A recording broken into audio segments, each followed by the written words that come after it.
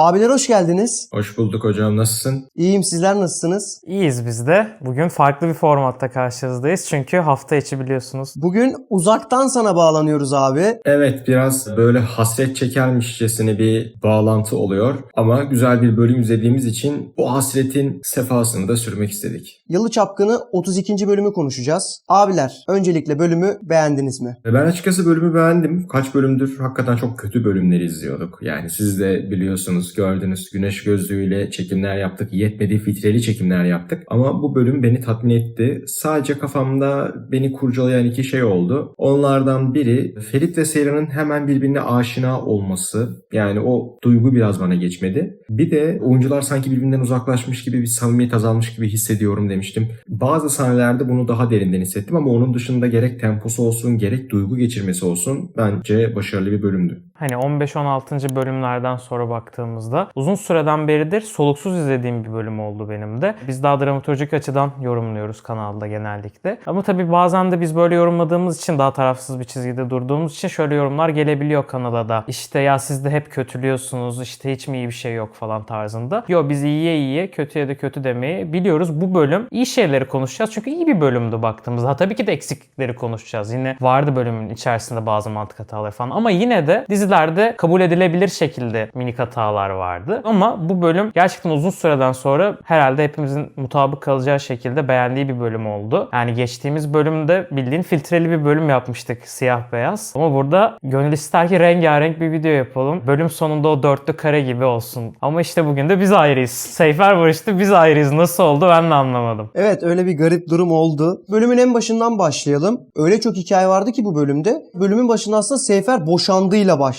Ama bölümün sonunda bunları sanki unuttuk gibi oldu. Çünkü gerçekten uzun da bir bölümdü. Hani bize bunu unutturdular gibi bir şey hissettim ben. Seyfer boşandı, neler düşünüyorsunuz? Yani Seyfer boşandı ama son sahnede gördük ki birleşti. Çok da böyle bir farklılık olmadı. Sadece senarist şöyle bir çengel atmış gördüğümüz kadarıyla. Ayrılıklar sevdaya dahil. Yani ayrılık oldu ama sevda daim kaldı. Beklediğimiz şeydi bu ama yani bunları tek bir bölüme sıkıştırmak biraz hani sürekli bahsettiğimiz o sağcılık konusu o açıdan beni şüphelendirdi diyebilirim. Onun dışında senaristin bir çıkış noktasıydı aslında Seyfer'in barışması ve bu çıkış noktasına Suna'yla Abidin aslında yolculuk etti. Galiba Suna ve Abidin hikayesini de artık yavaş yavaş Seyfer gibi izlemeye başlayacağız gibi duruyor. Çünkü bugün eğer son sahnede Seyfer barıştıysa ve o fotoğraf karesi ekranlara geldiyse bu Suna ile Abidin'in ilişkisi ve birbirlerine olan aidiyeti yüzünden oldu. Senaristin aslında çıkış anahtarı Suna Abidin ilişkisiymiş ki bölümü de dizinin geleceğini de kaderini de Suna Abidin ilişkisi üzerinden kurtardı diyebiliriz. Çünkü biliyoruz ki dizinin geleceği de kaderi de Seyfer'di ve o Seyfer'in çıkış noktası da Suna Abidin ilişkisi oldu diyebiliriz. Tabii ki bir de şöyle düşünelim. Diyorduk ki ya dizide Yalı'daki muhabbetlerle birlikte hani çok doldurmalık bölümler izliyorduk. Fakat mesela Suna Abidin ilişkisinden ilerlense çok iyi olacağı da aşikardı durumun. Geç bile kaldılar biraz bunu işlemekte. Ama akıllıca bir şekilde bir birleşmede yaşandı ve dediğimiz gibi sondaki kadraja baktığımızda Suna ile Abidin öndeler. Seyran'la Ferit arkada mutlular. Yani aslında orada da bir kadrajsal olarak da bir orada bir anlatı da var yani. Bu bölüm zaten daha çok Suna ile Abidin ekseninde döndü. Yeni hikayeni işte sen ana hikayeyle birlikte paralel olarak ilerletebildiğinde seyir zevkin artıyor. Biz bölümlerdir çok gereksiz sahneler izliyorduk. Bu bölüm işte bunun dengesini iyi yaptılar ve böyle olunca ne oldu? Tempo yükseldi. 2 saat 36 dakikalık hemen hemen bir bölümü biz çok rahat bir şekilde tüketebildik. Bunun tabii aksiyon kısmı da önemliydi. Genel olarak evet yani doğru yerden gitti. İyi bir damar buldu kendisine. Şey kısmına ben de katılıyorum hocam. Bölüm başında boşandılar ama daha sonrasında Ferit'in kendisine ters düşerek aslında bunu da biliyorduk yapacağını çünkü hep böyle olur hani dedi Seyran'a bu yoldan bir daha adımını atamazsın gidersen gelmem peşinden falan tarzı dedi. Sonra tabii ki kapısına böyle serildi böyle zar zor ağlaya ağlaya Antep'in hatırı için bir Seyran'la bir görüşeyim falan dedi böyle dilendi. Biz erkeklerin hazin sonu ama galiba değil mi? Bir şeyi böyle çok istediğinde böyle çabaladığında bu durumlara düşebiliyorsun da bir noktada. Aşk böyle bir şey tabii hocam, yani erkek kovalayacak, kadın kaçacak. Erkek biraz hasret çekecek. Kadın biraz o hasretle aslında sevdasını yoğuracak ve günün sonunda aşıklar kavuşacak. Senarist de her zamanki bildiğimiz bu destansı aşk hikayesinden, hatta masallarda okuduğumuz o aşk hikayesinden esinlenerek iki karakterin yolculuğunu izletti bugün bize ve bizim de beklediğimiz izleyiciler olarak aslında buydu. O yüzden ilk defa, yani haftalar hatta aylar sonra ilk defa Seyran ve Ferit karakterinin doğru işlendiğini görmüş olduk.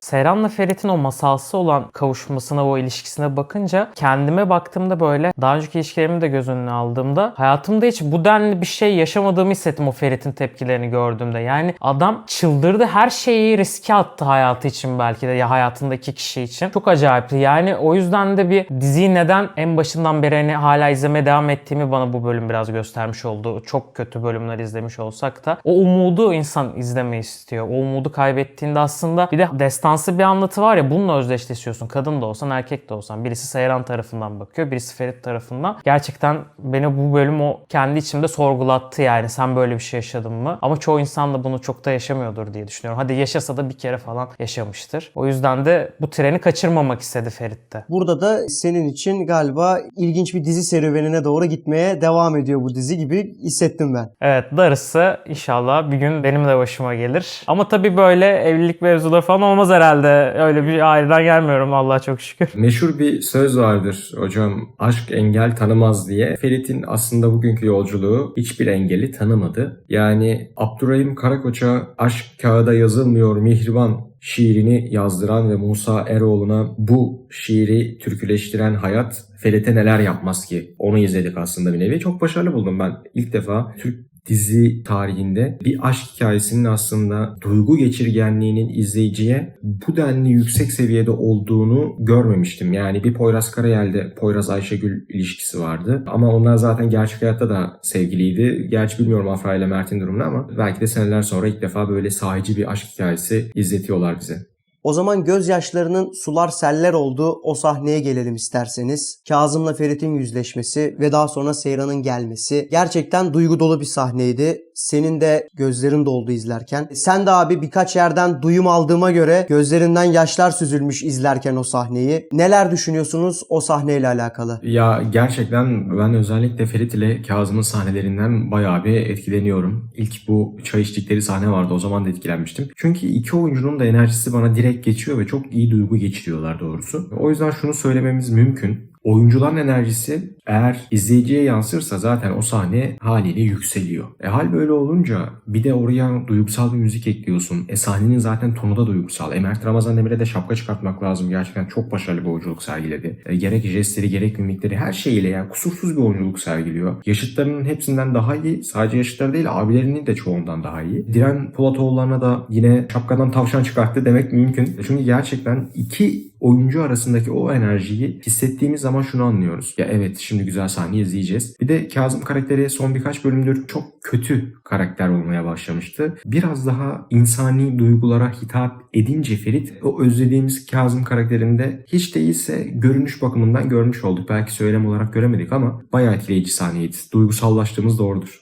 Şöyle söyleyelim, gerçekten o ikisinin beraber olduğu sahneler bambaşka geçiyor seyirciye. Sadece çay sahnesi de değil, evdeki bir sahnede Kazım Papa Like a Bomb sahnesi falan bile çok cringe bir sahneyken bile geçiyordu. Birbirlerini herhalde şaşırtıyorlar ve bazı oyuncuların doğal uyumları oluyor birbirlerinin arasında. Bu tamamen şans eseri yakalanan bir şey. Zaten mesela biz hep diyoruz ya, Afra ile Mert'in uyumu hani sadece tip olarak, fizik olarak da değil. Bu bir çekim var aralarında yani. Dizide biz bunu inandırıcılığını ilk bölümlerde zaten bağlanarak izledik. Ve uzun bölümlerdir aradığımız şey de senaryoda bir türlü birleşememeleriydi. Bu bölüm gördük ne kadar birbirlerine yakınlaştıklarında o uyumu bizi ekrana çektiğini görmüştük. Ya o bölümde kullanılan müzik tercihi harikaydı. Onun harici tam bir Yeşilçam sahnesi de izledik. Bu zaten güzeldi. Mesafe konulan aşıklar birbirine baktılar. Sonrasında da Antep'in hatırı için bir sarılma da gerçekleşti. O sarılmayı, o içtenliği orada çok güzel yansıtmışlar çekimlerle birlikte. Resmen birbirlerini kokladılar yani Seyran'la Ferit. Burada tabii şu temayı da gördük. Gerçek aşk her şeyi yeniyor yani. Böyle de bir şey var. Orada yumuşama da oldu tabii ki Kazım'da. Çünkü Ferit'i seviyor içten içe. Evet, yani mesela senin de bahsettiğin gibi abi, yani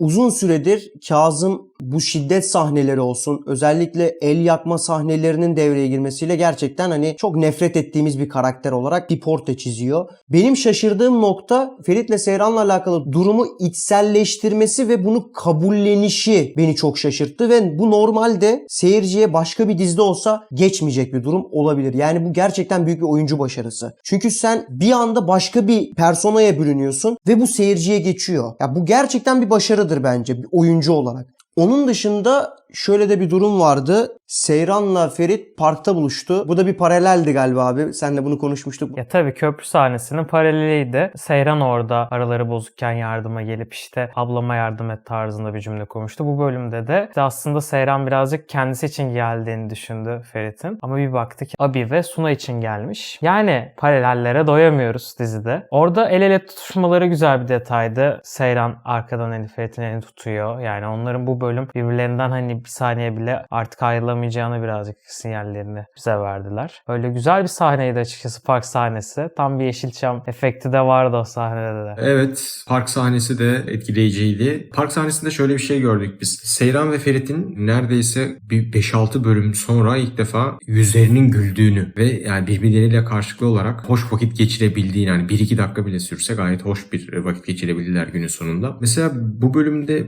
paralel hikaye demişken aklıma şey de geldi. Orhan'ın Ferit'e gidip de ne yaşadığını biliyorum, çektiğin acıları anlayabiliyorum diyaloğu vardı mesela orada. Sanıyorum orada bir Defne olayını bir gönderme yaptı gibi hissettim senarist. Yani Orhan hani senin yaşadıklarını ben de yaşadım dercesine oğluna destek olmaya çalıştı. Orada da bir paralellik var. Arkadaşım da dediği gibi paralellere doyamadık. Bir de tabii ki o sahnede Tarık silah gösterdi. Çehov'un da dediği gibi çıkan silah günün sonunda patlaması gerekiyordu. Fragmanda da gördük ki o silah patlayacak. Düğüne geçelim istiyorum. Zaten son sahneye de bu şekilde bağlanacağız. İlginç bir düğün vardı ortada. Abidin ve Ferit'in katakulli yaparak düğünde çalışan biriymiş gibi düğüne girmeleri ve gerçekten çok şaşırtıcı bir şekilde de düğünü çok kolay terk etmelerini gördük. Çok böyle arkadan dolanarak çözdüler işi. Ya bu kadar kolay kaçabileceklerini ben düşünemedim. İlla ki bir sıkıntı çıkar falan diye düşünüyordum ama böyle de bir durum oldu. Düğünden bahsedelim biraz da. Ferit'in kahramanlaşma serüveni aslında Seyran'ı elde etmesiyle başlayacak demiştik diğer bölümlerde. Aslında başladı diyebiliriz. Aşk engel tanımaz. Yani böyle bir söz vardır. Ferit de engelleri tanımayarak bir şekilde aklınca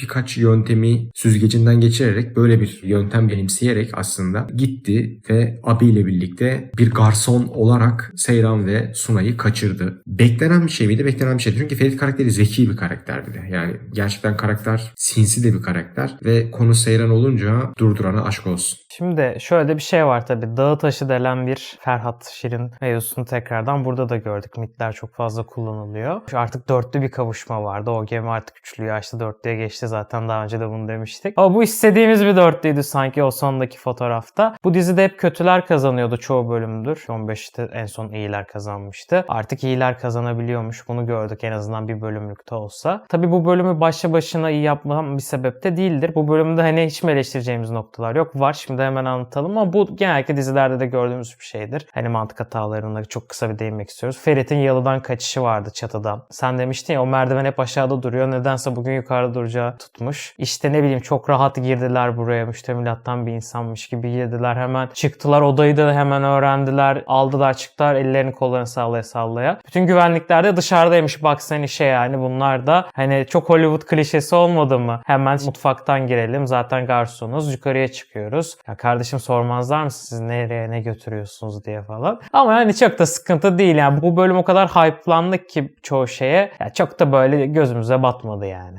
Evet, yüksek bölümdü zaten. Başından sonuna kadar yüksek bölümdü. İzleyiciyi kaç bölüm sonra tatmin edebildiler. Sonunda yani. Onun dışında ben de şuna takıldım. Ferit bayağı alkol aldı, delirdi. Odanın içinde ne yaptığını bilemedi falan. Ondan sonra bir saat geçti. Orada bir paralel sahne var. İhsanlarla Kazım kahve içerken Ferit birden ayaklandı. O kadar alkole nasıl ayakta kaldı çözemedim mesela. Orada da bir mantık hatası var. Yani eleştirilecek noktalar var ama çok yükseldiğimiz için ve başı sonu belli olan bir bölüm olduğu için ve Seyfer'i kaç bölüm, kaç ay sonra ilk kez böyle yakın gördüğümüz için aslında total izleyici nezdinde konuşacak olursak başarılı bir bölümdü. Soranlara sormayanlara anlatın. Seyfer is back.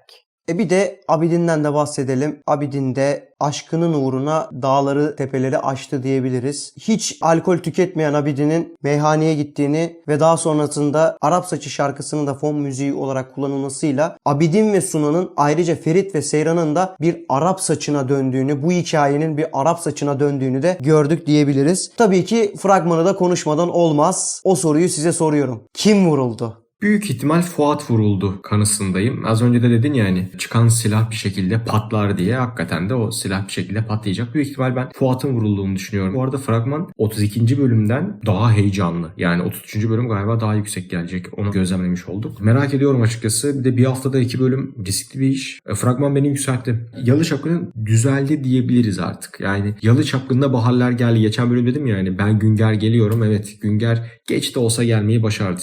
Geç gelen bir bahar var Yalı Çapkını'nda. Ama bizde havalar bugün de kötüydü hocam. Yani bir türlü bahar gelmedi. Gerçekten yaza gireceğiz. Herhalde her kışın sonu bahar olmuyormuş. Direkt yaza geçtik biz. Küresel ısınma böyle bir şey baktığımızda. Ya evet, Fuat'ı biraz Succession izleyenler bilir. Kendall Roy kombiniyle gördük bu fragmanda. Ve para dolu çantayla gezmesi falan da hani herhalde bir son kıyağını yapacak. Bu arada şunu da konuşmak lazım. Ölür mü ölmez mi bilemeyiz. Sakat da kalabilir. Buradan da bir paralel hikaye çıkartılabilir. Saffet'in hikayesi gibi değil mi? Çünkü şöyle bir durum var. Yani Asuman hikayesi var. Bu bölümde mesela Asuman çok kritik bir cümle söyledi ve bu Ferit nezdinde bölümün teması oldu aslında o sözcük. Yani Fuat'ı burada öldürmek demek Asuman'ı da yok etmek demek biraz da. Fuat'ın sakat ya da felç kalması belki de dediğin gibi Saffet paraleli yaratacak bir denklem olabilir. Bu bir senaryoda bir matematik olarak kullanılmış olabilir ki muhtemelen böyle olacak diye düşünüyoruz. Son olarak size şunu soracağım. Özellikle birkaç bölümdür hep diyordum bu diziye dair umutlarınız ne durumda diye. Umutlarınız galiba yeşerdi. Bunu anlıyorum. Yani bir bölümle yeşerecek bir şey yok tabii ama yine de hani heyecanlandık. Kaç bölüm sonra dediğim gibi adam akıllı bir bölüm izleyebildik. Mesela karakter dönüşümlerini artık daha net görmeye başladık. Mesela Orhan'ın dönüşümü bence başarılıydı. Zaten bu babalar ve oğullar teması sürekli geçmişten beri masallarda, destanlarda, efsanelerde işlenen bir konuydu. Bugün geldiğimiz noktada hala sosyolojik bir vaka. Türkiye'de de hala geçerli olan bir durum. Benim hani bir yazar olarak en çok takıldığım nokta karakterlerin gelişimlerinin hep pasif düzeyde akmasıydı. Yani sahici gelmemesiydi bana. Orhan'ın dönüşümü mesela sahici geldi. O açıdan da dizinin senaryo bazında gidişatını başarılı buluyorum. Gelecek açısından umut vaat ediyor mu? Vaat ediyor. Özellikle fragman da bence heyecanlandırdı. Bir merak ettirdi yani. Fragmandan amacı da odur zaten. Bakalım neler olacak, açıkçası heyecanlıyım yani dizinin gidişatına. Uzun süreden sonra ben de heyecanlandım. Çünkü hep diyoruz ya, Yalı'ya girilen her bölüm heyecan katıyor. Yalı'daki herkes birbirine yakın olan insanları, konularını işlediğinde aralarındaki mesafeleri, tartışmaları, geçmişlerini gördüğümüzde her zaman yeni bir pencere açılma şansı doğuyor. Çünkü bunlar birbirini tanıyor ama biz çok fazla ekstra detayları görmedik. Ve sen her zaman detay yaratıp heyecan katabilirsin bu diziye. Ve gerçekten Yalı Çapkını'na baktığımızda Orhan'ın bölümler boyunca gelişmesini gördük. Defne'yi bir kere hayatından çıkartması başlı başına bir başarıdır baktığımızda. Bakalım oradan baba oğul mevzusunu daha da kazacaklardır. Ferit yanına bir müttefik buldu bence Orhan'la birlikte. Ama her şey bir kenara, Seyfer'i özlemişiz değil mi abiler? Gerçek. Net. Teşekkürler abi.